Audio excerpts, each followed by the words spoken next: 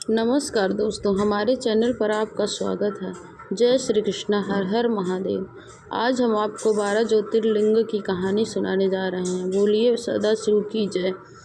पौराणिक कथाओं के अनुसार भगवान शिव के 12 ज्योतिर्लिंग उन स्थानों पर स्थापित हैं जहां भगवान स्वयं सदाशिव प्रकट हुए थे। सबसे पहला ज्योतिर्लिंग सोमनाथ ज्योतिर्लिंग है, जो कि गुजरात के सौराष्ट्र में अरब सागर के तट पर स्थित है। शिव पुराण के अनुसार राजा दक्ष ने अपनी 27 कन्याओं का विवाह चंद्रदेव के साथ किया था, लेकिन चंद्रदेव रोहिणी नाम की पत्नी से सबसे अधिक प्रेम करते थे। इसके बाद सभी कन्याएं दुखी रहने लगी थीं। उन्होंने अपनी पीड़ा अपने पिताजी से बताई। दक्ष चंद्रदेव के पास गए। तुम निर्मल कुल से उत्पन्न हो, फिर भी तुम बाकी सभी पत्नियों से यह भेदभाव क्यों करते हो? उम्मीद है आगे से यह दोबारा नहीं होगा, शिकायत सुनने को नहीं मिलेगी। लेकिन चंद्रदेव ने अपनी हरकतों से बाज नहीं आए। वह देख दक्ष बहुत क्रोधित हुए। इसलिए मैं तुम्हें क्षय रोग होने का श्राप देता हूँ। इतना कहते ही वह क्षय रोग से ग्रसित हो गए। चंद्रदेव इसके निवारण के लिए ब्रह्मा जी के पास गए। जो हुआ सो हुआ। आप प्रभास नामक क्षेत्र पर जाएं और मृत्युंजय का जाप करें। भगवान शिव के शिवलिंग की स्थापना करते हुए उनकी हमेशा पूजा करें। चंद्रदेव ने ऐसा ही किया। महादेव ने उनकी प्रार्थना स्वीकार कर ली और चंद्रदेव उस रोग से मुक्त हो गए। अथांग के रूप में प्रकट हो सोमनाथ कहलाए। दूसरा ज्योतिर्लिंग है मल्लिकार्जुन ज्योतिर्लिंग। यह ज्योतिर्लिंग भगवान शिव और माँ पार्वती के संयुक्त रूप है। एक बार महादेव, मुझे लगता है अब हमें अपने दोनों पुत्रों का विवाह कर देना चाहिए। देवी, मेरे पास इसका एक उपाय है। महादेव ने दोनों पुत्रों की सृष्टि का चक्र लगाने को कहा। कार्तिक मोर पर बैठकर गए और जबकि गणेश जी माता पार्वती और महादेव का चक्कर लगाने लगे और मेरा संसार तो आप ही दोनों हो, इसलिए मैं आपके चक्कर लगा रहा हूँ। यह सुनकर महादेव और माता पार्वती दोनों खुश हो गए और गणेश जी की शादी विश्वरूपम की दोनों बेटियों रिद्धि और सिद्धि, दो बहनों से करवा दी। लेकिन कार्तिकेय जब वापस लौटे तो उन्हें यह जानकर बहुत बुरा लगा। अब मैं कभी विवाह नहीं करूँगा, आजीवन बिन ब्याह के ही रहूँगा। यह कहकर कार्तिकेय नाराज होकर क्रोच पर्वत पर चले गए। माता पार्वती और भगवान शिव पुत्र को देखने के लिए स्वयं क्रोच पर्वत पर गए और भगवान शिव ज्योति रूप धारण कर वहाँ विराजमान हो गए ताकि पुत्र दर्शन हो सके। तीसरा ज्योतिर्लिंग महाकालेश्वर ज्योतिर्लिंग है, जो कि महाकाल के उज्जैन में स्थित है। मान्यता है कि उज्जैन में चंद्रसेन नामक शिव भक्त था। एक बार श्रीकर नामक एक 5 वर्ष का बालक था। राजा को शिवलिंग पर पूजा करता देखा तो घर आते समय एक पत्थर का टुकड़ा घर ले आया और उसी को शिवलिंग मानकर पूजा करने लगा। यह देखकर बालक की माता ने पत्थर को उठाकर घर से बाहर फेंक दिया और बालक को घर के अंदर ले जाने लगी तो बालक चीख पुकार करने लगा और भगवान शिव को शंकर को मदद करने के लिए पुकारने लगा।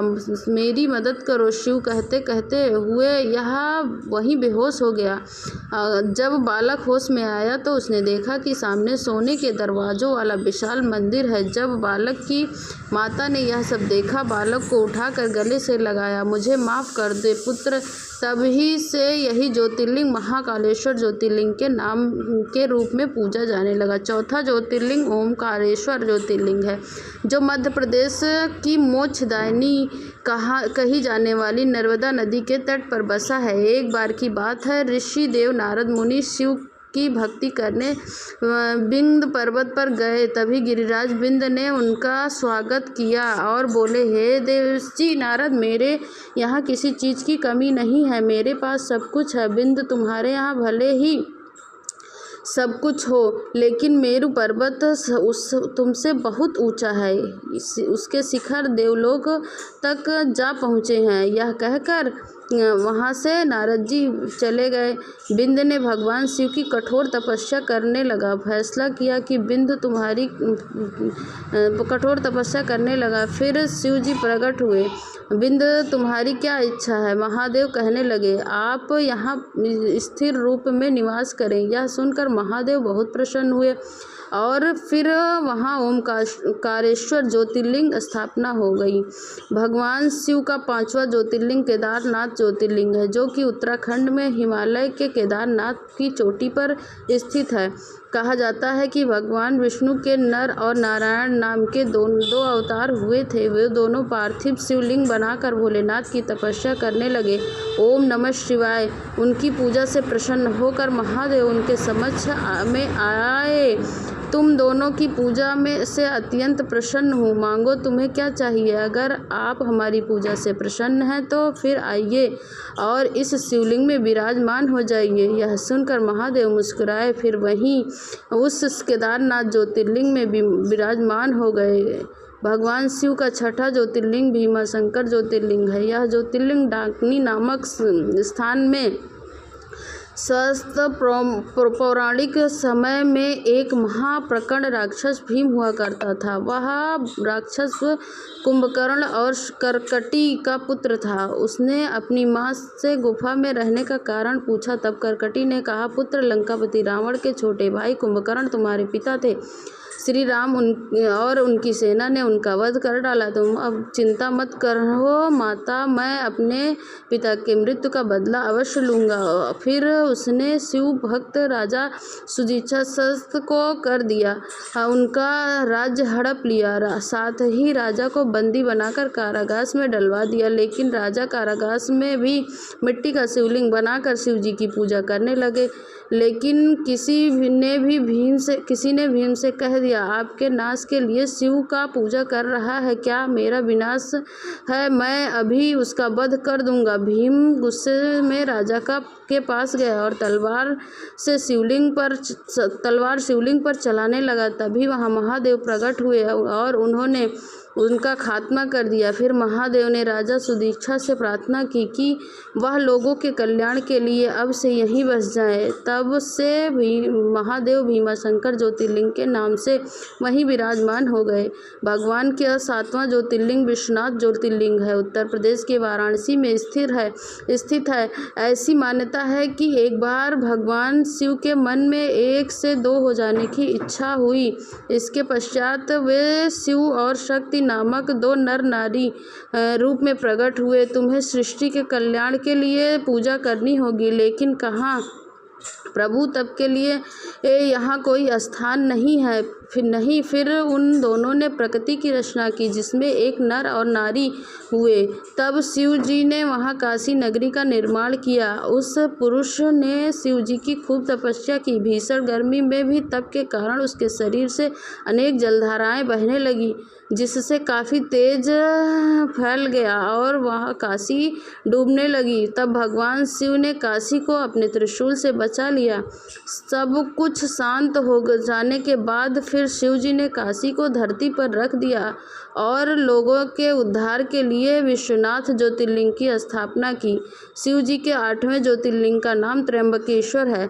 ज्योतिर्लिंग महाराष्ट्र में स्थित नासिक में स्थित है।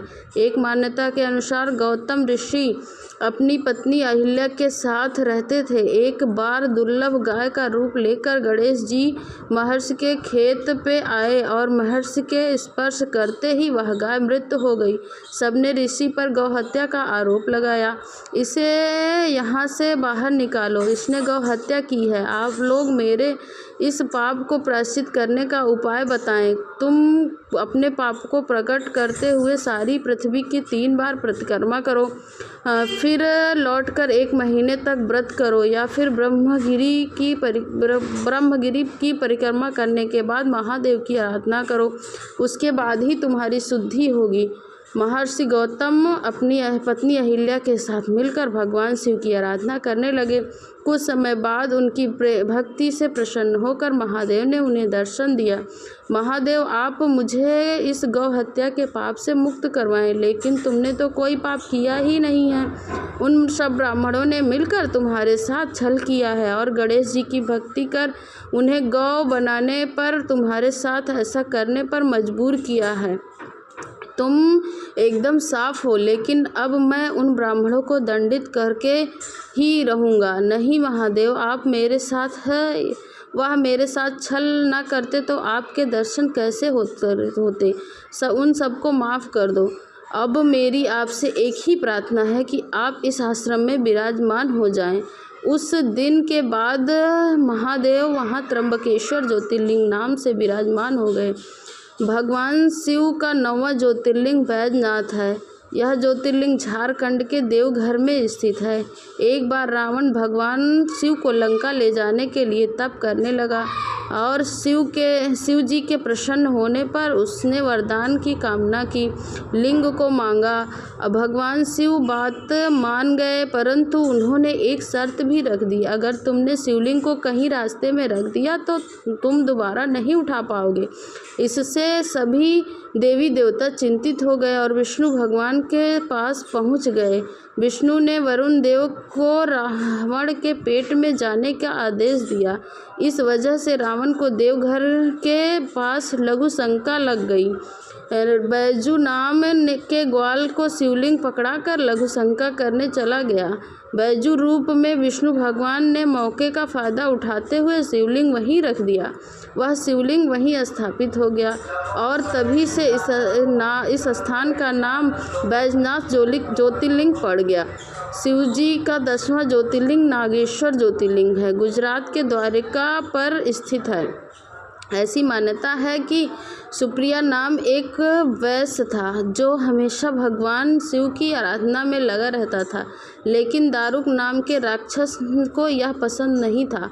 ओम नमः शिवाय, ओम नमः शिवाय, और जो उसका वध करके कारागार में गया, लेकिन उसकी रक्षा के लिए स्वयं भगवान शंकर कारागार में ज्योतिर्लिंग के रूप में प्रकट हुए और दारू को मार गिराया।